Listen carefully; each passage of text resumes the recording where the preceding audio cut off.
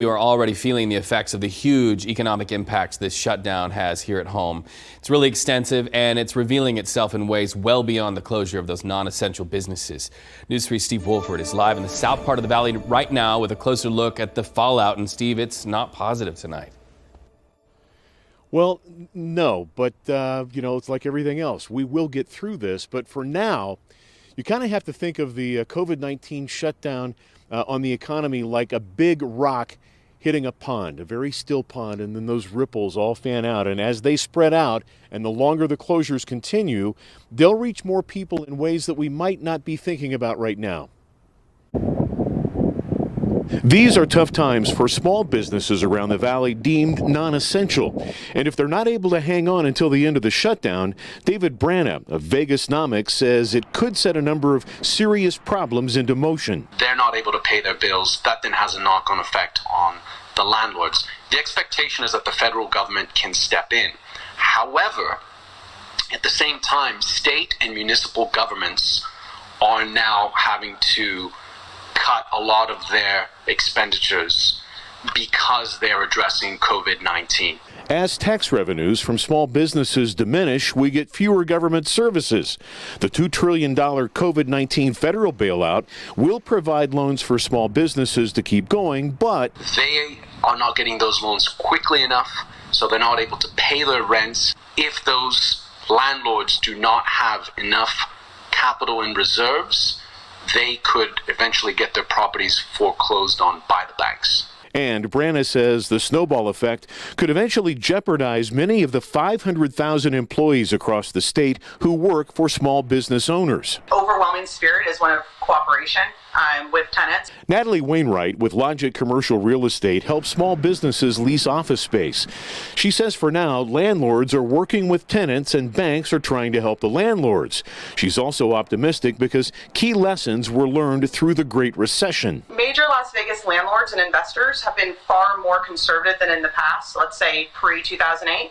And so we're able to handle this a lot better than last time and emerge from it.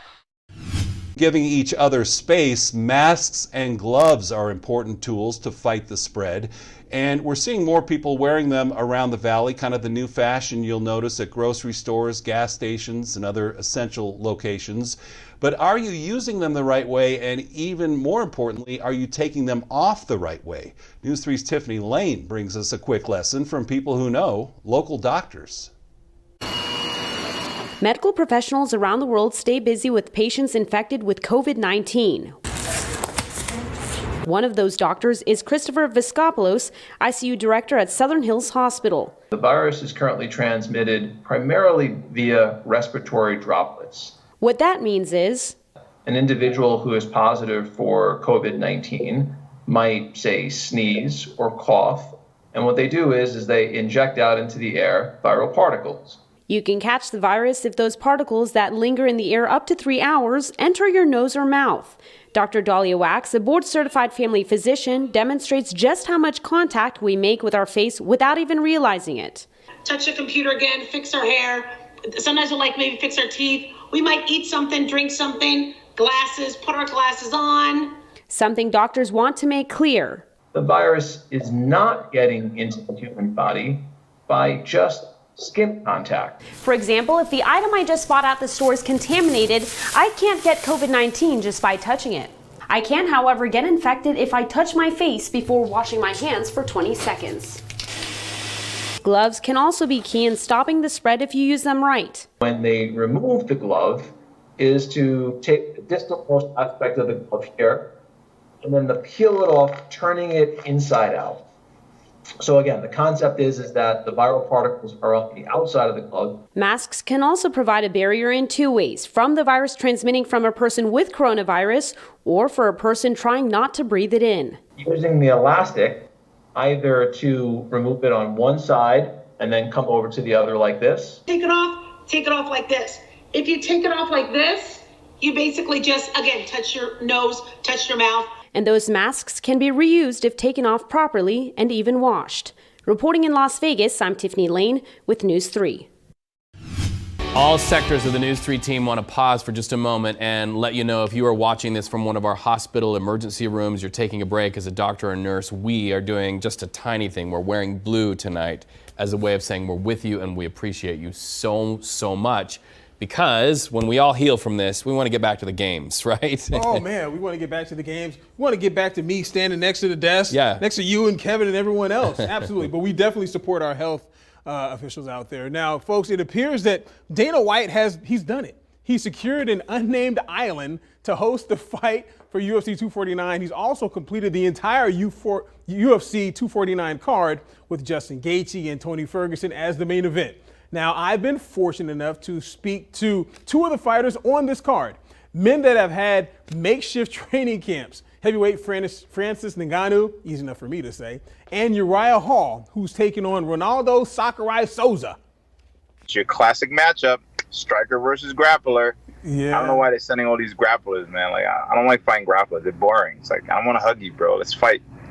But, that's the interesting thing about MMA. You never know what's going to happen. And you've seen people getting their ass whooped, and all of a sudden you're like, wait, what? So it's a fight.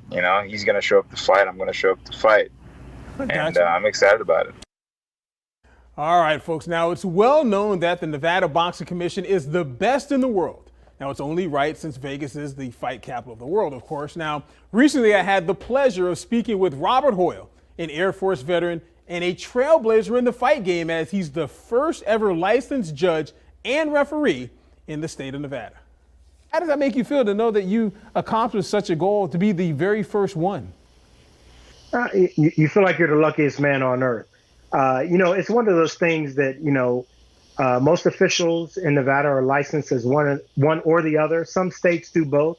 But I really appreciate the opportunity that I was given to do both starting last year. Right now, I'm doing more of a focus now on becoming a more solid and sound referee. So that's my goal now, is to elevate my skills and ability as a referee. Do you have any idea, like, how many fights you've actually judged just around the world? I know it's 500 plus. That's what I do know. I've done fights all over the world on 6 out of the 7 continents. And I have more with Robert in the week ahead. Now, the coronavirus has hit the sports world like a haymaker from Mike Tyson. Hockey, NBA, NCAA, March Madness, of course, and much, much more. Now, a segment of the genre that we have not looked at is the world of junior college sports. And for that, here's Jesse Merrick. Yeah, Brian, JUCOs, they're a different beast because their timeline is accelerated by the fact that they only have these athletes for 1 to 2 years before they make the jump to their 4-year institutions.